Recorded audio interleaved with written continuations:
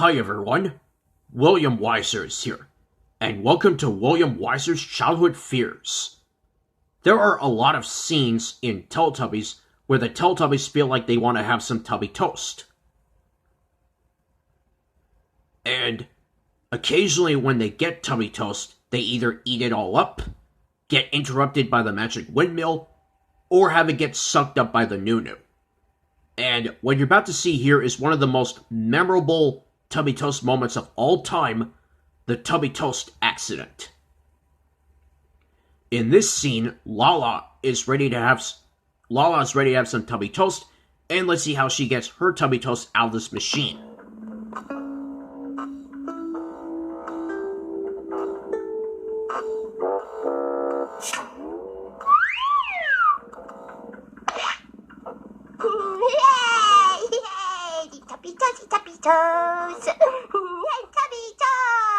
Laa-Laa smelled her Tubby Toast. It smelled delicious. Delicious! Yeah, delicious indeed, Laa-Laa. I hope you enjoy your Tubby Toast. Anyway, Tinky Winky goes out for a walk when he smells the Tubby Toast from wherever he is. And he feels like he wants to have some himself. So, what does he do? He walks down this path all the way to the house. He goes inside the house, and he sees Laa-Laa eating her own Tubby Toast. He sees the Tubby Toast and wants to have one himself. By the way, Tinky Winky became my first Teletubby ever to interact with the Tubby Toast machine. That's the good news. As well as another good news being that this was from a different segment called Poe Doesn't Want to Sleep. But the bad news is that the machine gets a little messed up when it reaches 4 out of 5 lights being turned on. Before it gets the 5th light being turned on, the rest of them turn off for some reason. Tinky Winky and Laa-Laa get confused as to what just happened, and Tinky Winky just wants some Tubby Toast. So, he checks the machine to see if there's anything wrong with it, and there is, but he doesn't know it because he's bigger than the machine itself. So he tries it again, and he sits down hoping that it'll work this time, and it only reaches 3 lights out of 5 before they turn back off again. So Tinky Winky and Laa-Laa say, uh-oh, and Tinky Winky is hoping that the 3rd time will be the charm. And what does he get instead of the 3rd time being the charm?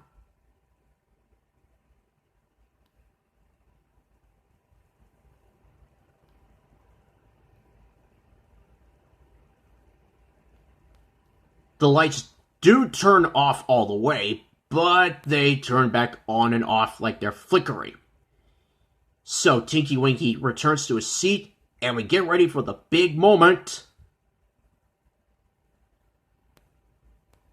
A bunch of Tubby Toast fall out of the machine and fly all around the house, causing a Tubby Toast overload or an accident. Poe is asleep, and she is totally unaware of this, as a lot of Tubby Toast fly around her. Tinky Winky is enjoying this. Nunu, probably not so much, as a lot of Tubby Toast hits him.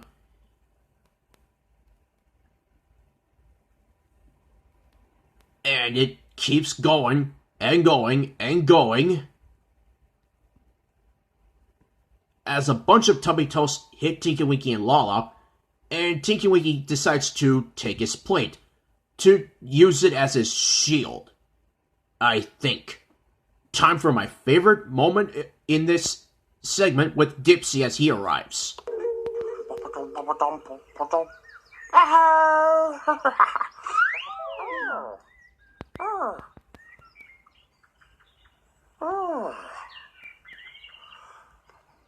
Toast! Tubby Toast! Oh, look! Tubby Toast! Oh, look, Tubby Toast! Tubby Toast! Tubby Toast! So while that's happening, the baby sun lets out its loud scream again, and I will point out that while the Nunu is spinning, a frowning Tubby Toast appears, and I don't want to look at it. Alright, with that out of the way, Poe still can't believe what's going on, and the machine finally stops making all that wreck. By the way, after that one frowning moment... Thanks, Bump. By the way, after that frowning moment, I never liked sad faces ever again. And this wouldn't be the only time we would see a piece of Tubby Toast on Laa-Laa's aerial. We would see it again in the Laa-Laa's Tubby Toast is missing scene from hide and seek and making lanterns. Meanwhile, there's Tubby Toast all over the floor and the table. There's Tubby Toast all over the beds, with one Tubby Toast hidden behind Poe's blanket, and she throws it away.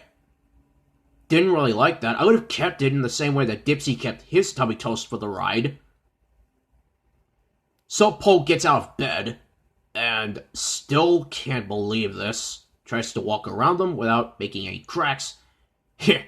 Very decorative, Tinky Winky, with all that Tubby Toast on you. I wonder if someone's gonna take a piece, pick it up, and eat it, knowing that it's got Tinky Winky flavor all over it. Yeah, there's Tubby Toast everywhere, but there's a lot of them for the Teletubbies to eat. So they sit in their spots, getting ready to eat as many Tubby Toast of that as they can. There's Tubby Toast for Poe, there's Tubby Toast for Laa-Laa, there's Tubby Toast for Dipsy, and there's Tubby Toast for Tinky Winky. And there's even Tubby Toast for the Nunu. A lot of them, I might add.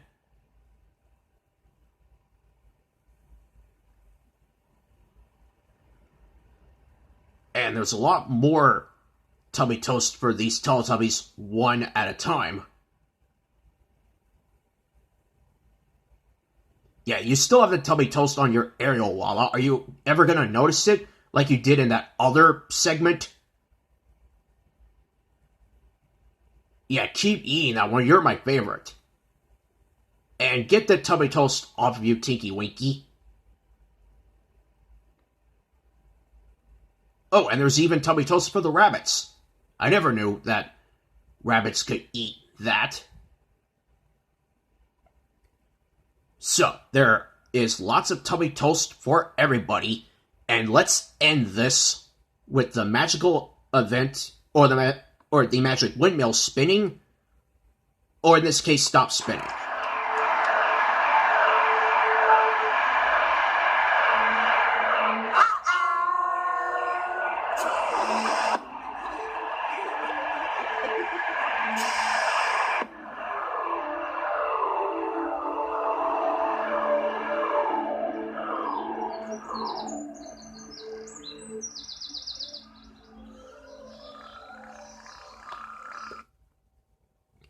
And that was the Tubby Toast